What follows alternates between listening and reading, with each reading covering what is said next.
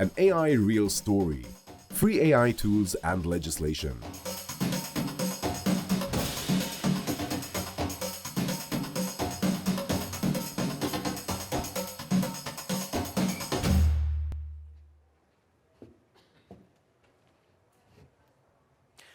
Muito bom dia, sejam todos muito bem-vindos e bem-vindas à quarta edição do Brazilian iGaming Summit Sigma Americas 2024, o maior evento do setor de iGaming, BetTech e apostas esportivas do Brasil e da América Latina. Meu nome é Carla Margarete, estarei com vocês hoje na Sala Jardins. Quero destacar também que os eventos terão ampla cobertura da imprensa em geral e da mídia especializada do nosso setor, a quem agradecemos, em especial, nossos media partners oficiais, Portal Games, Magazine Brasil, GMB e o portal iGaming Brasil. Reforço também que o Sigma Américas terá tradução simultânea, então, caso alguém necessite, é só ir lá fora, retirar os fones, aproveitar o conteúdo e depois lembrar de devolver. E para começar este painel, a nossa programação de hoje, I'd like to invite to the stage Lily Doll. Please, come on.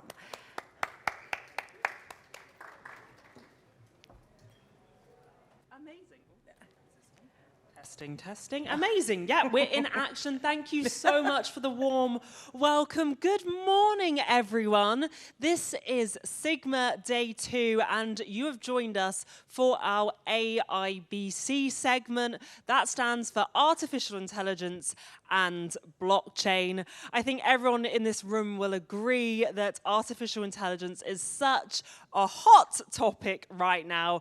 Everyone is excited about its use case, how it can be incorporated in so many different businesses, and how we can utilize it for the greater good as well. I think it's really important that we appreciate that we need to use AI in the correct way. And of course, then we will also continue on with our blockchain segment, with so many different things happening in the blockchain space right now. Things are always evolving, and here at AIBC, we try and keep you guys as up to date as possible, okay? So today we're going to be touching on so many different topics of the industry. For me, myself, I am Lily Dowse. So I'm your guide on this journey as we go through AI and blockchain.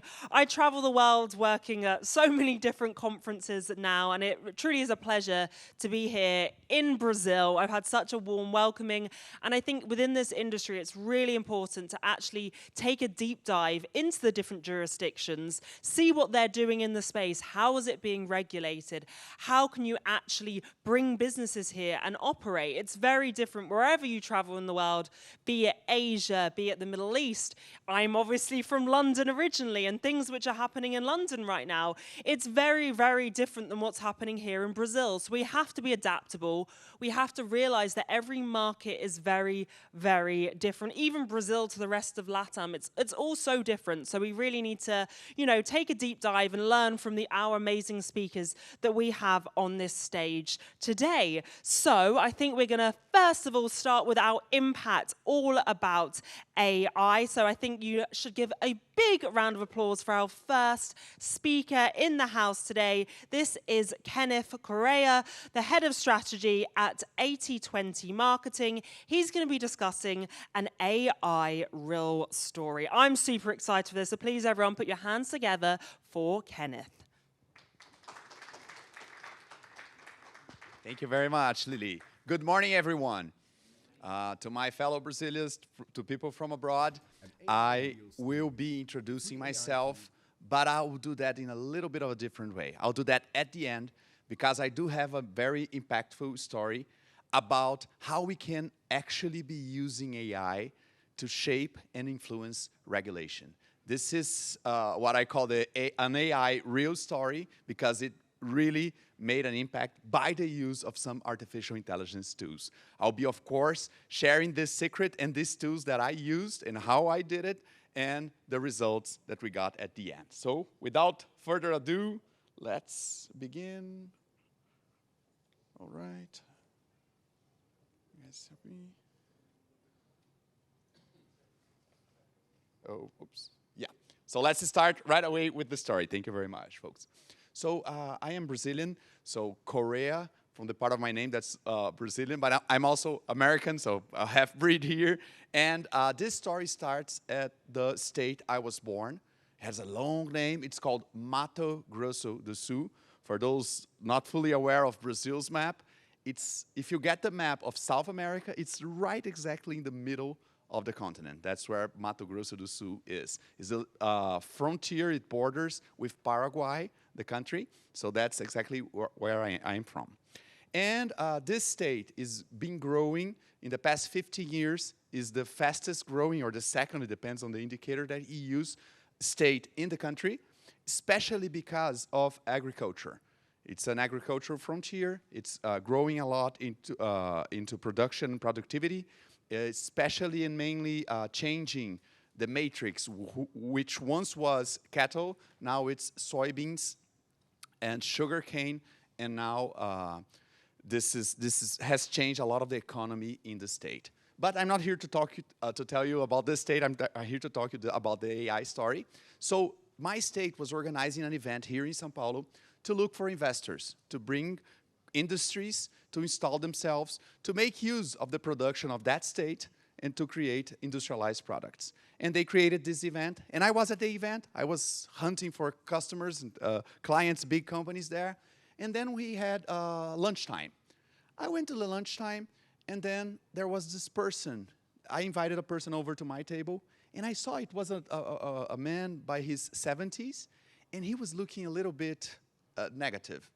I didn't know what was happening. And then I remember that in Brazil, if you see a businessman and he's sad, it's probably something regarding taxes. So that's what I thought initially. And then he came over to the table, and then he said, oh, I was just out of my lawyer's office. And I said, oh, gosh, it's divorce. So it's not going to be a positive lunch here, but okay, let's do it. And he said, no, it's nothing to do with that. Actually, my company, they have alleged that we are doing dumping in the market. Just to remember economy classes, dumping is when a company will lower its prices lower than the average cost of products from the competitors. So competitors cannot compete in that sense. You take everyone out of the market, and then you raise the prices and you dominate it. So not a soft accusation. And he was telling me all about it and how unfair it was and how it was going to raise prices for his products. It's textile products. He was actually importing goods from India and China, and that's exactly why he was able to do it cheaper. And then I asked him, okay, and what are you going to do about it? And he said, oh, I want to move and change the population opinion. I think if I pressure the population into understanding that prices will go higher, then maybe we can win this deal. And I said, okay, and how exactly are you doing that? And then he shared with me a press release written by, I think, his cousin or something like that. And then I started reading that story, and it was like, you have to believe me. I was, oh, give me a second. Yes, you have to believe me. It was like a very badly written press release. And I said, nobody's going to change any opinion if they happen to read it. So I began studying a little bit about his market and about his sector. And I would like to introduce you to the first tool that I used that day. It's an app, a free app. You can download on iOS. You can use it on Android phones as well.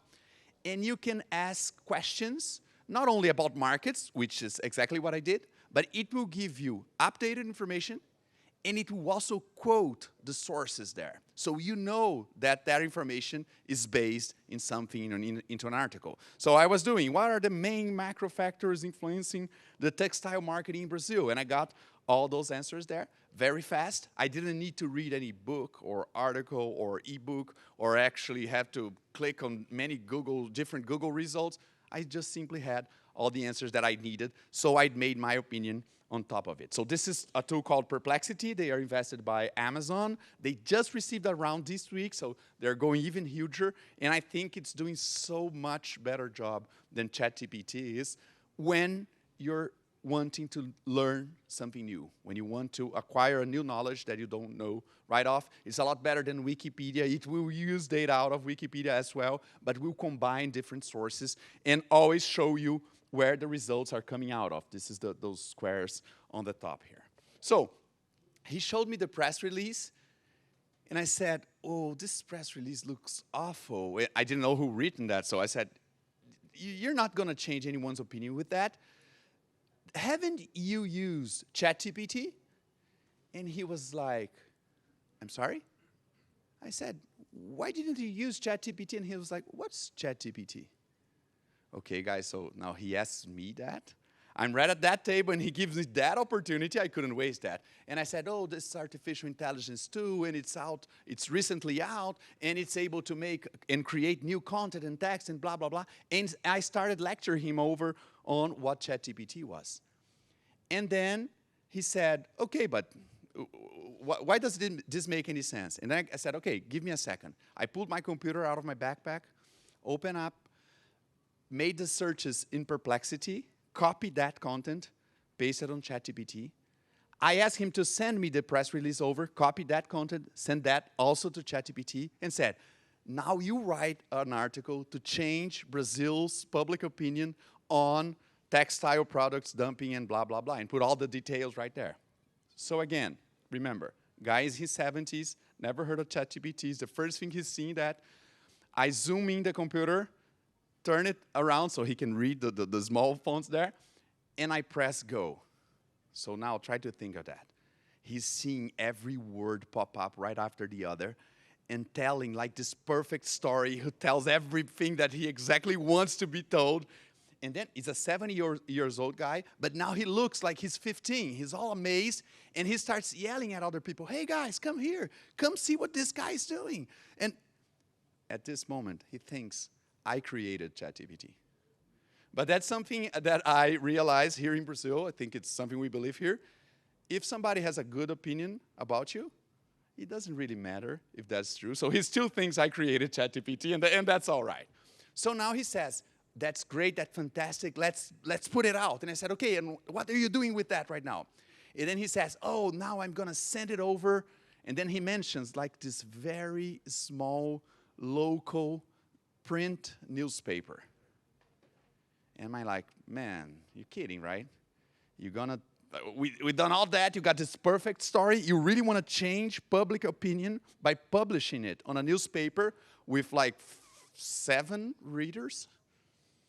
And those are all your friends, right? Because the newspaper was for industrial people. So you're not changing anyone's opinion. And I said, why don't you take it to like a big media venue? We have big economic media websites here in Brazil, like Valor Econômico, which is very big here. And he's like, but I don't know anyone there. And I said, don't worry. Those guys are downstairs. And they were, because they were at Mato Grosso do Sul's event. So I put them together, and we get it settled. And, so I told him about ChatGPT. And then, August 23, this release became this piece of news in the print and online version of the website, 100% created by artificial intelligence. So now, my day could be over by now, because I just convinced a guy that I created ChatGPT, a client. Now, I run this is paid for, so this runs like an ad, and I get a commission on that, so I made money. My mission was accomplished on that event as well, and I could end the story here, but it did not. It followed up. So what happened? They have some people working with lobbying in the country's capital, in Brasilia. So they got the piece of the print newspaper, and they were walking around the different ministers and other administrative buildings showing that. And at this one point, they reached the office of the Vice President of Brazil. And I said, this is going to happen in your government, under your watch. We will let that happen? And his guys go like, oh, no, we cannot do that. Inflation is too high. Textile products are very important in the consumer market. So if we get that even pricier, this is going to be horrible for people. So invite those guys over. So I don't know anything about that. I'm just living my life. I've made my money. Everything is all right. Then I'm driving on my car, and then I got a phone call. So these guys call me and say, hey, Kenneth, how's it going? I said, oh, and how are you guys? How about the lawsuit? How's it going? They say, well, I think it's fine. We arranged to get a meeting with the vice president. And I said, whoa, that's amazing. Now you're gonna get it started. You're gonna get it right. And he said, yeah, but we need a presentation.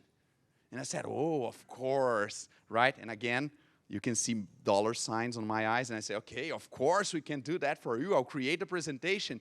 Can I deliver it over by Monday? And that's when I realized that he was speaking a little bit with a lower voice. He was like whispering.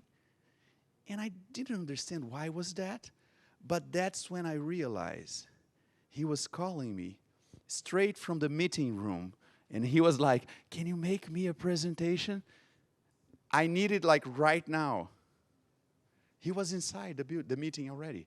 And he got that one shot, that one opportunity to make it happen, and he forgot to bring a presentation over because, of course, everybody has read the newspaper. So that data was already out. I was driving, I stopped my car and I said, oh, how am I going to do this right now? And then, of course, it hit me. AI, right? And then I went on to use another tool.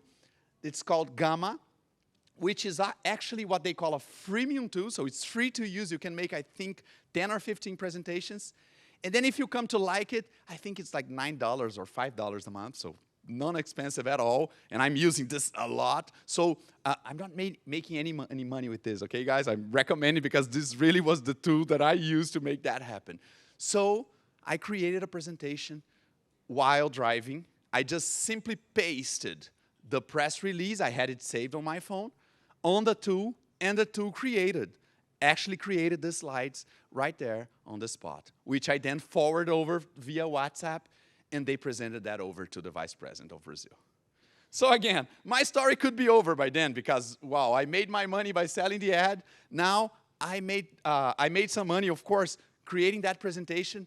A presentation created by myself inside my car using AI was being presented to the Vice President, okay?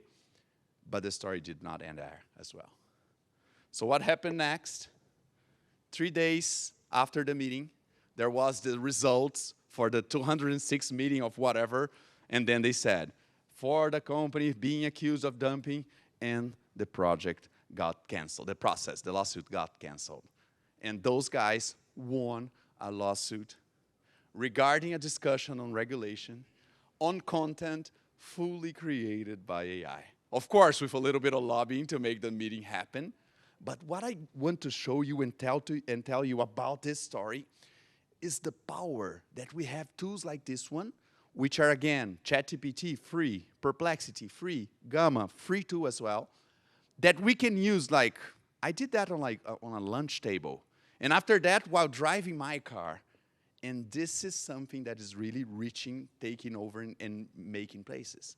There is an estimate that last year, 2023, between 15 and 20% of the content, of the new content created, was created with the aid of artificial intelligence, especially ChatGPT, which is, of course, the largest. They have approximately 150 million users, monthly active users on ChatGPT. They have almost 2 billion sessions. So not only 150 million people are using, but they're using the tool every day. So this is how big, how impactful the use of generative AI tools are.